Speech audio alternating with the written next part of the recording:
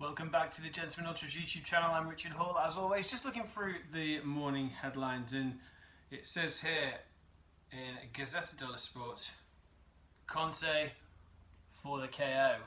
It's a bit of a twist this because obviously there was the issue with Lautaro Martinez when he was brought off in the last game against Roma after being brought on, of course, as well, and it was seen that he wasn't pulling his weight in because they'd won the Scudetto. Conte was annoyed that he wanted to see this real push all the way through till the end of the season, and that was a problem for him. So he pulled him off. Sorry, Martinez was angry and kicked the water bottle, and even days before he'd already said that he wanted to stay whether Conte was there or not. This caused a lot of questions, and anyway, it was obviously with the questions over Inter's ownership as well. It was always going to prove problematic. Will Lautaro go? Will Conte go? Will they clash?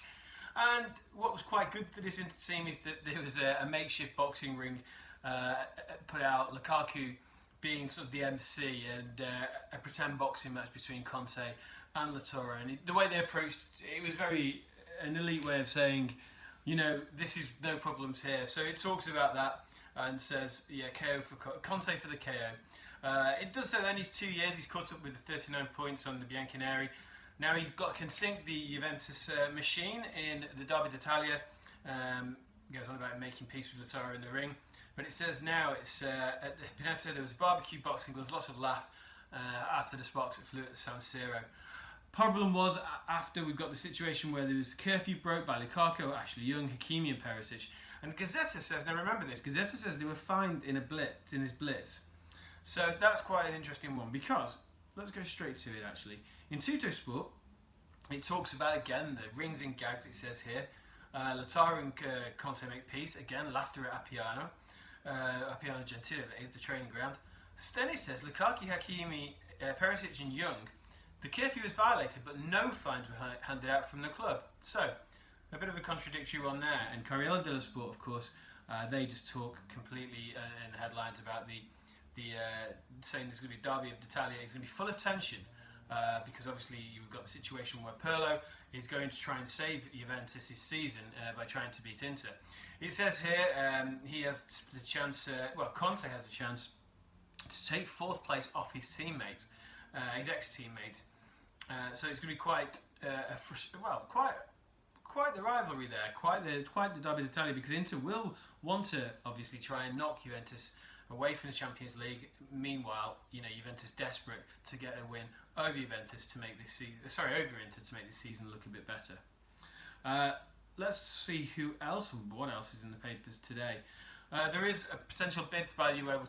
Just one more point, Juventus. The Juventus may be bidding for Calhanoglu, which is quite an interesting one, of course.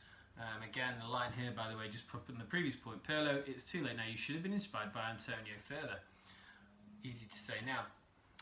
Also in Juventus, it says here, super salary and a fiscal bonus is why Cristiano Ronaldo will be staying in Turin, although his mother keeps sending messages to him, trying to get him to come back to Sporting Lisbon.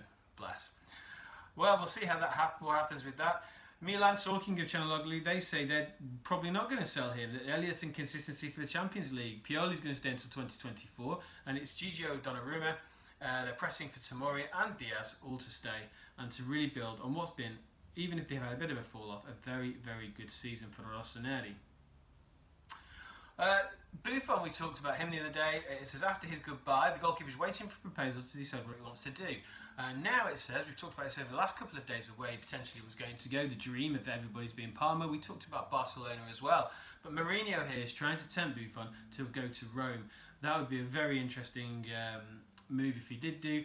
And, if he could play, whether it be first team or reserve, I don't know. But Buffon under Mourinho, well, I'd enjoy that anyway. There's also talk of Torino in Tuttosport here. Basically, it's saying after an endless stream of humiliations, the fans have had enough, and after two historic 7-0 defeats, it looks like there's no planning there. The Granata faithful can't take it anymore. They want to either Umberto Caro to either rebuild or sell the club. It says that victory against Lazio, which they will play on Tuesday, is essential.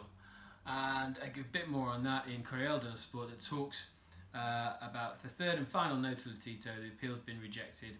They will play. So there you go on Tuesday, May the 18th. Did I say Thursday in the other one? I'm not sure. Where did it say it? On Tuesday now. I said Tuesday twice. I thought I'm just going mad. Finally, it looks as though they talk a little bit about Verona.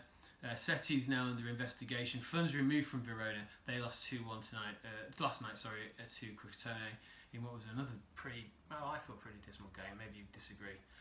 Okay, that's me for today's papers. So thank you. Please like this or anything you can. Ciao for now.